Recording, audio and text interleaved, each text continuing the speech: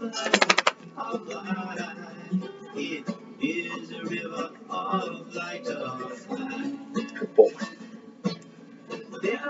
Hey, vinyl community, Elliot here, Lazy Dogs Records, and I got a little of this, a little of that. I'm going to show you some records that just came in the mail, show you some records that I've been spinning and enjoying. I thought I would draw attention to with this video, and hopefully I can do this without it being too long and drawn out, as I tend to be long-winded. Okay, first of all, what's playing in the background? I love violin, I love fiddle music, and so this little electric violin, Jean-Luc Ponty from 1976 on Atlantic Records, and of course he is the French violinist, jazz violinist, and it's very typical of that period in time, 1970s, mid 70s into the 80s, with that jazz sound. Now, I've got a backlog of records, maybe 1,000 or so, that I've found crate digging over the last few years, and I've cleaned them, put them in new sleeves, everything, but I haven't had time to listen to them yet. And so gradually, over time, I'm listening to those records. I have got a big collection from a lady a couple years ago of 60s and 70s R&B and soul music, and I'm working my way through that, so I've been listening to a lot of that lately. So I thought I would highlight a few of what I thought were some of the outstanding albums. These were not so much the Otis Reddings, the Al Greens, the Marvin Gayes, the Temptations, not so much those that crossed over so much as more that stayed in the R&B or soul, not so much into the pop world. So some of them I'm not that familiar with. You start listening to something, so you look them up and learn more about them and things. But Maxine Brown, really good artist. This is on Ward. The album is called Spotlight On, and show you the Ward label there. She did a couple of albums in the mid-1960s. This was 1965. And I think she did 2 albums for Ward solo. And then with Chuck Jackson, she did 2 duet albums. I think I've got all of those, and I haven't listed all of them yet, though. But this is a really good album.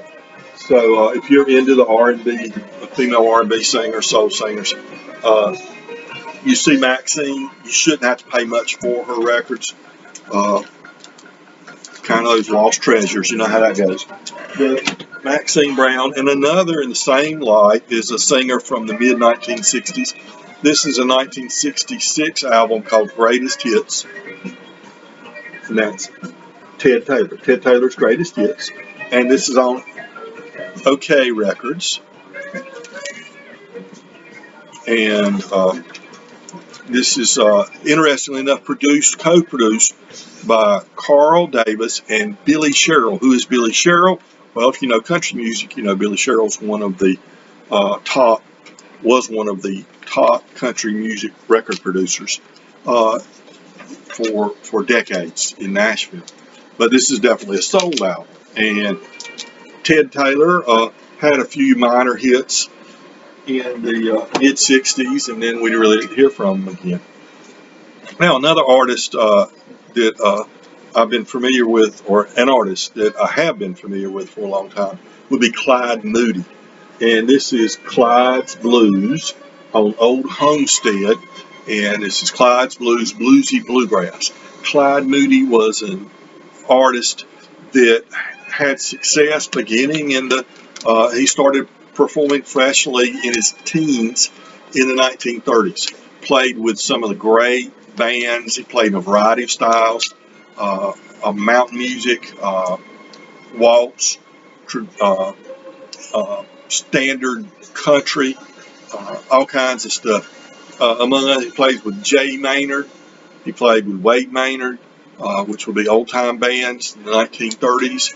And he played with the early bluegrass band, Bill Monroe's Early Bluegrass Boys, just before Earl and Lester joined the band. He was their lead singer, and he had hit songs, sold over 1 million copies of Shenandoah Waltz, I believe it was. He was called the Waltz King, or the Hillbilly Waltz King, or something like that.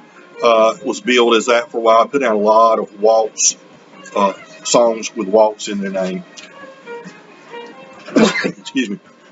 And so Clyde Moody, he was a member of Grand Ole Opry for another number of years. The way I remember Clyde was there was an early morning TV show as a child growing up coming out of Raleigh or Durham. I don't know which of the two stations it came out of. But Clyde was a part of that early morning show. It was like a 30-minute show. Sometimes it was called the Hummer Bryhopper Show. He was the main MC of it and everything. Sometimes I think it was just called like the Early Morning Show or something like that, in tradition of the old radio shows and things like that. Clyde was a regular on there. And then when I was in my teens, and bluegrass festivals by the mid-'70s were very popular, Clyde was a regular on the bluegrass circuit. Okay? This is a really good album, by the way. Very good album. Latter Day, 1972, I think it came out. So, it's not really a bluegrass album, but it's got that acoustic feel you might feel from a bluegrass album. But he did have a variety of styles through his career.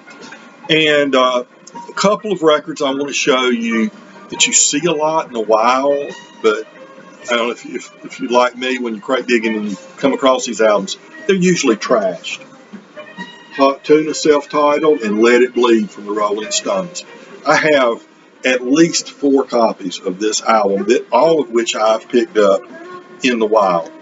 Most of them are beat to death because it was a party album. I mean, this is the album you put on when, on a Saturday night when you came home from the club, or you were hanging out at somebody's house, and all kinds of shenanigans were going on. Let It Bleed, Love in Vain, Midnight Rambler, You Can't Always Get What You Want, Give Me Shelter. What a great album this was, or is. But all of my copies have surface noise, a fairly large amount of it. They're on borderline very good, in the low end of very good. This album, look, it's it's split all the way across the backside, and it's got ring wear and everything. Believe it or not, I never expecting this, but I put it on and it plays very, very good. It's almost conservatively almost very good plus. I mean, it is a really nice playing record. Evidently, whoever owned this record had a nice cart and stylus set up correctly, and so you didn't get the groove wear that you would from being played on inferior equipment or equipment that wasn't set up right. It doesn't have to be expensive equipment if you set it up right. But evidently that was the case with this one, because I was so glad to get this one. And the same thing with this Hot Tuna. I see it a lot, but it's usually the jacket's trashed. I don't care about the jacket, to be honest with you. The vinyl's trashed. I'd gone through a couple of copies of this, and neither of which was even very good, poor, very good. I don't use poor because that's a grading term. Even low end, very good. All of them were G plus or worse. This not only is the jacket in excellent shape and includes the inner sleeve, but the vinyl is a very good plus. So maybe the same person had both these records. I don't know.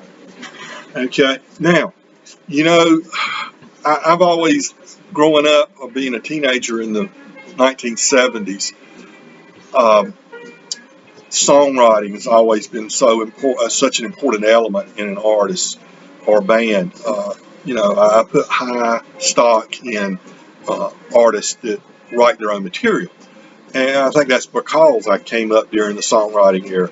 But sometimes you have to reevaluate, and this album really shows that you don't have to be a great songwriter to be a great artist. Johnny Rivers, and he's at the Whiskey A Go Go, This is from 1964, and he didn't write any of these songs. A couple of Chuck Berry songs. He's got Walking the Dog on here. He's got La Bamba on here, Twist and Shout. He's got Old Lonesome Me, the country classic from Don Gibson. But this is a fun album. It plays well too, so that's a great bonus. But at the Whiskey A Go-Go, Johnny Rivers, it shows me, I guess, that someone that is really good at their craft, is a good musician or a very good musician, that picks out great material and can present that material in an exciting way, then they deserve as many accolades as those folks that write their own songs. This is a great album. You see this, you should not have to pay very much for it. You should see this in the wild, I would think. It's on Imperial. It is a fun album. All right. 4 records I picked up today, got in the mail, hadn't played yet. I'll show you real quick so I don't go on too long. You know, I like collecting folk fiddle convention and folk festival and bluegrass festival albums, things like that. And we also recently had still have, if somebody wants to do one, a Folkways, Show Your Folkways Records thread going around. And we also had a folk music thread going around recently. Well, this is a sealed copy. I just broke the seal on it. Galax, Virginia, Old Fiddlers Convention on Folkways Records from 1964, I do believe. And looking forward to spinning that one. One of the great bluegrass gospel performers still out there performing today. It's from 1977, Mr. Dole Lawson, and Tennessee Dream on County Records. Great record label. Early Norman Blake. I have bunches of Norman Blake albums, but I did not have this. This is The Fields of November. I know it's on Flying Fish. I know this is an early recording, though I haven't looked up. That's what it looks like. I haven't looked up the year yet. I haven't recorded it in Discogs. Like I say, I just got this. It's because it refers to the cello player as Nancy Short. There's Nancy Short. And I know that Nancy Short he married her. That's Nancy Blake in his later albums. But Tut Taylor, I believe, produced this album. And let's see, Charlie Collins plays guitar on this album. Tut Taylor plays the dobro, and like I say, I believe he produced it. So I love me some Norman Blake, one of the great 20th century guitarists. Great fiddlers, Vassar Clemens, and this is Crossing the Catskills. And he has David Bromberg and Mike Melford playing on this album with him. It's from 1972, I do believe, an early Rounder Records recording. And he was in the Earl Scruggs Review Band at the time, and the band had been touring, and they came off the road for a few weeks. And when they did, he went up to Massachusetts and cut this album. And okay, those were those 4 that I just got today. Some records I got recently I want to share with you. One of the hidden treasures right here, Jimmy Murphy, Electricity on Sugar Hill Records. I think it's from 78. Yep, 78. Jimmy Murphy, just quickly, he never toured. He was a brick mason and a musician. He played on the radio in Knoxville, Tennessee. He's from Alabama. He lived in the Knoxville area a lot, I think. And he was, worked as a brick mason during the day. He had a radio show sometimes in the Knoxville area. But he didn't tour. He's not a bluegrass musician. He plays the 12-string acoustic. Sounds great. He did some recording, less than 10, I believe, 45s between about 1952 and 1962 or so, 65 maybe. On Columbia, some of them were on Columbia, and but none of them, caught on. So, he continued to do steady work as a brick mason rather than take his chances. And in '78, they got Ricky Skaggs, Jerry Douglas, Tony Williamson, and some others together in the studio with him, and they recorded this album. Excellent, excellent album. Okay. Acoustic music, not bluegrass though. All right. I remember in the early 1980s, I went to a big club on a Sunday or Monday night or Tuesday night, and they had a partitioned off where they could, make the club much smaller, the smaller, more intimate setting when they weren't going to have a big crowd. And they did that for this band. Myself and Barrett went to see Brave Combo, and this is called Polka Thoris. What says rock and roll more than the accordion, right? And a little polka music. Text Barrett about our going to see them, and he said, yeah, I remember that. He said, what I remember is they did rock songs sometimes. They did some Led Zeppelin songs, and I remember them doing, I don't remember exactly which Led Zeppelin songs they did, but they did do some Led Zeppelin songs. Band out of Denton, Texas, I believe, Brave Combo, featuring the accordion, polka music. And it's a fun album. Jonathan at Cheap and Cheerful, great site if you're looking for good sites to go to. Jonathan, he, as a young teenager, he was living outside of New York, and they would go into Greenwich Village in the 1960s and see acts and hang out and stuff. And this young lady was a young girl at the time, hanging out at her dad's sandal shop in Greenwich Village, Rory Block.